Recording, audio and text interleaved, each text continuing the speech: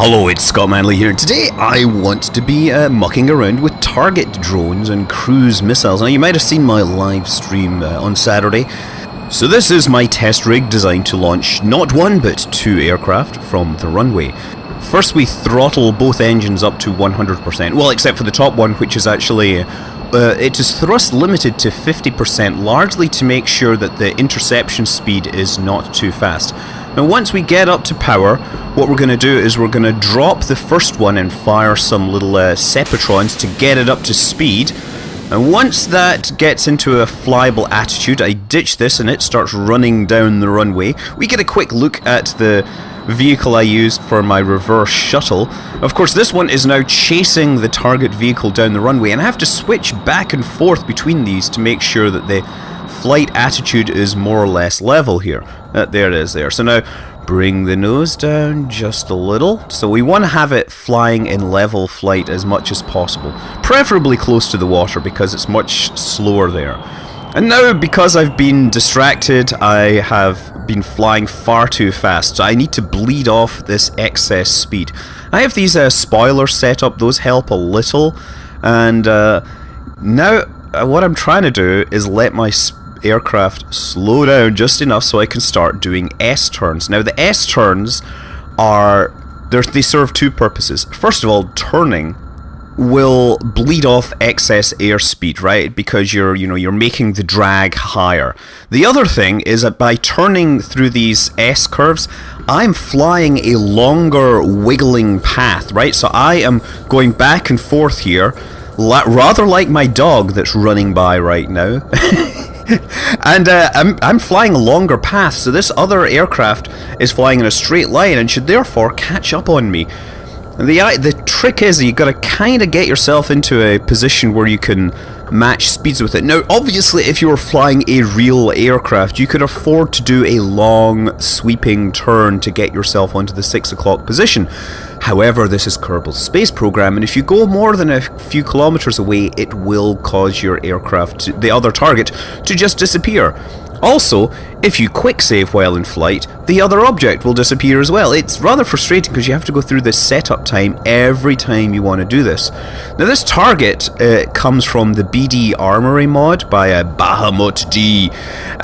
It is not just this single gun, there's a whole bunch of weapons, guns, missiles and everything for you to destroy things with. I just want to use this simple 20mm cannon to try shooting this target out of the sky. Now there is a small amount of play in the sight. It will try to gimbal onto the target just a little, so let's try lining it up and getting super close. This is hard. And oh, excellent! First shot! What about that? What did we knock off? And oh, we knocked off its engine. It is now a doomed drone, doomed to bleed off its airspeed until it falls into the ocean, meeting its end. I'm just trying to slow down once again so I can actually get a good look at this thing. Let's turn around. Again, trying to stay within a couple of kilometers means I can't do big sweeping turns because there's a pretty good chance that it will not survive its encounter with the physics load distance. Now I am the one with no power, but I suspect that I will be able to recover from this no power situation, whereas you, little droney drone, I suspect you have exhausted your box of tricks and there's only one place for you to go. Okay, now we're getting around, and of course at that point that's once again Lucky, my dog, deciding to run around and create jingle jangle sounds in the background. There it is. Now, how are we doing? 600 meters up? Ah, look at it, it's just nose diving in. It's ailerons, which I can never say correctly, pitched all the way up, and no, it is doomed. And so let us go on and take a look at some other stuff. Now, if I forget to throttle the engine down to 50%, as I did earlier, what happens, of course, is that the intercept speed is around Mach 1. And that's all well and good, but because the aircraft will fly at that speed. However, this being Ferrum Aerospace, you have to be extra careful, because sometimes you lose your wings. That is why I have to throttle that thing back. It has a big engine for a little airframe, and Yeah, that thing was flying a lot faster than even your Tomahawk cruise missiles would.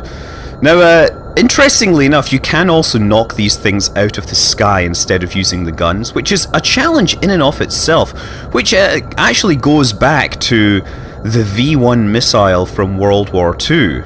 It was actually surprisingly common for pilots to knock V1 missiles out of their intended route using their wingtips. Now, they didn't collide directly with it, but what they did was they put their wing right under the wing on the V1, and it would adjust the airflow, and the thing would start to roll and eventually lose control and crash. Now, obviously, you can't do that in Kerbal Space Program because even Ferrum Aerospace doesn't emulate the airflow between surfaces on two different objects. At least I don't think it does yet. Maybe Ferrum will prove me wrong here. So that means straight up colliding is the only option open to us, and that does not always end well. Yes, well, it didn't end well for the missile, but this aircraft was actually surprisingly flyable after the fact. It just wanted to roll all the time. I was in fact able to land this with this set of damage. Now, the reason why pilots would perform such a dangerous maneuver was because, well, the V1 was essentially a flying bomb. It had a very large warhead in it. And when they engaged the weapon at typical air-to-air combat ranges with their cannons, what would happen was the explosion would be very powerful. It would throw off a lot of debris, and they had a good chance of destroying their aircraft. So I emulated this by creating a debris cloud. And as you see, yes, debris from a disintegrating target can have a serious negative effect on your vehicle's airworthiness. I tried to fly this one. You see me trying to begin a turn back towards base, and I throttle back, and I think at that point, as I throttle back, I really start to lose things because my speed drops off, and at some point it just becomes too much. I think I had a better chance of flying it if I'd kept the engine throttled up. But look, there, it starts to just... Wait, no, that was it. There. Oh yeah, it just starts to spin out of control. As I try, I lose it. And I do my best to recover it, but there's really just not enough wing on the right-hand side for me to get any control. So it's flying in straight flight again, but it does not want... I can't get it to nose up. And eventually we stall and crash. Boom. So anyway, I thought it would be fun to actually try building something that looked more like a real V1 missile. Now, the V1 was a weapon from World War II, less famous than the V2 perhaps, but actually vastly more effective. It launched off a rail using little solid rocket motors, and then it had a single pulse jet that was propelling it, and that's kind of mounted up on the back there. Now, the pulse jet on the V1 generated about 900 pounds of thrust, so that's about 4 kilonewtons of thrust, I believe. And it had an onboard mechanical guidance system that would fly at about 250 kilometers, 160 miles, to its target, where it would then nose down and crash into the ground and deliver an 800 kilo warhead. Now, the guidance system was built around a gyro compass that would more or less keep it flying in a straight line. They would point it in the direction they wanted it to go, and then on the front they had a little propeller that would spin, and as it span, it would internally, the counter would decrease. After it had reached a certain threshold, it would arm the warhead, and then after it hit its final threshold, it would trigger all its control surfaces to point its nose at the ground, and it was intended to power dive into the target. However, due to a design flaw in the early engine propulsion system, as soon as it went into the dive, the negative G's would cut off flow to the engine, and it would go all quiet. And that was kind of a well-known phenomena at the time, that as soon as the buzz bomb stopped making its characteristic 50 hertz buzz, it was going to hit its target, and many of these hit their targets within about 8 miles. So anyway, trying to get this in the air at the same time as an aircraft required a little redesign of my rig. I decided to go with straight wings in this aircraft to make it a little more like the Spitfires and Hurricanes and Typhoons and everything off the air. Oh, the Tempest, the Hawker Tempest was one, which was extra fast, and it was deployed to deal with the buzz bombs. However, I did have to replace the regular jet engine with a with a Rapier. The reason being, the Rapier is the only jet engine that has 2 attachment points, one at the front and one at the rear.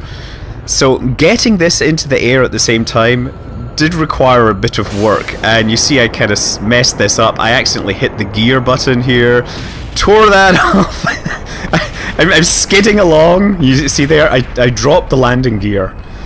Getting 2 things into the air is difficult, and there's another range, beyond physics range. If you go beyond a certain distance, you'll frequently find out that the engines on the other things simply stop working if they're sitting on the ground. There's like some distance interior to the physics range where that happens.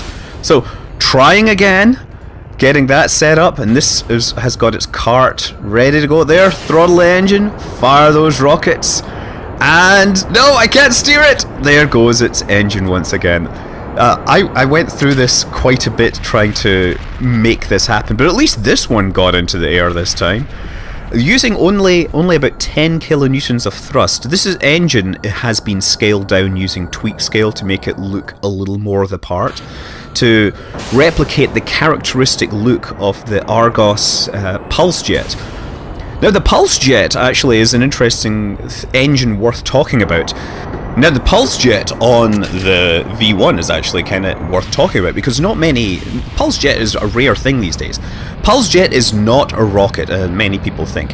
Pulse Jet has an air intake, and it has, you know, fuel, and they combust in there and they generate thrust. It's not a ramjet though. Now, in the V1, what you had at the front was a series of louvers that would open and close. They would open to let in air, and then when there was enough fuel in there, it would ignite, explode, and the pressure would close these louvers, and the thrust would go out the back. So this meant it wasn't continuously burning. What it was doing is you would have an explosion, and you would have another explosion, one after the other, 50 times a second, which accounted for the characteristic buzz of the V2 buzz bombs. The engine typically fired about 50 times per second. And let's try getting this thing on target here. Coming in, and... oh, it's much better to do this in first-person view. There, shot it! oh yes, that looked good. Let's see how much has been destroyed. Oh, look, taken off the air intake and the engine. And so it becomes the first victim, the first of a new class of victims. However, as it happens, this aircraft was not well designed, and it, well, I ended up crashing it into the ground quite a lot. But I did shoot down this. There it goes, a first victory. During the V1 bombing campaign from June 1944 to September 1944, they launched about 30,000 of these. About 8,000, only about 8,000 got to their target, because the Allied forces very quickly put together defences that made sense. They put, you know, barrage balloons. They put the fastest planes they could find, essentially along the line of flight of these. Oh, and there's a good one, falling apart. It's much more satisfying when bits fall off and the target disintegrates. Here's another one, flying in third-person view again. Ah, excellent. And bits flying everywhere. None of them hitting my aircraft, but of course, that's because we're flying in the real world and we don't break and generate shrapnel. Also note that I was flying the plane with the gear down, because I was hoping that that would act as a little bit of an air brake to help slow me down. Turns out that matching speeds with these things is incredibly hard, and I could only manage plus or minus about 10 meters per second for any length of time. But there, one more into the ground.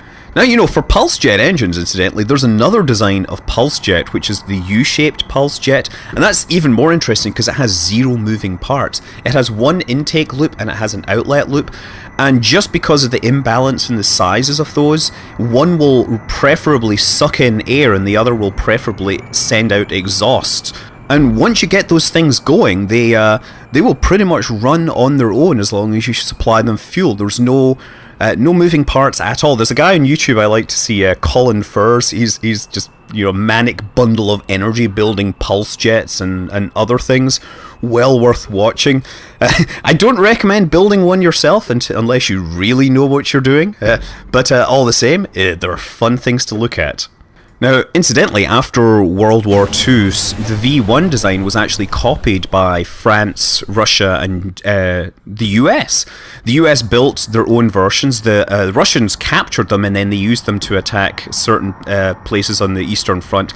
And France later used the design for target drones, like I'm doing.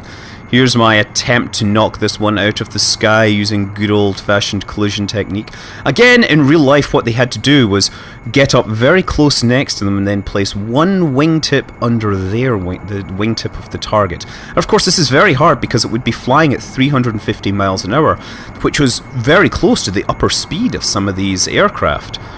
And just very carefully put my nose onto this target, because my wing certainly isn't going to do it. And oh, there we go. Mating confirmed. Uh-oh. This is where I think I'm hooked onto it. Uh-oh. No. We are locked in a deadly embrace in the sky. Okay, and now I'm stalling out of control. That is not a good sign. We are both stricken, but with the brains of the pilot on board, I can regain control, and victory is mine. So yes, so that's target interception, a little bit of history of the V1 bomb. And yeah, you know, I've seen people do this, and they've managed to successfully perform air-to-air refueling, and I should try that at some point. But until then, I'm Scott Manley. Fly safe.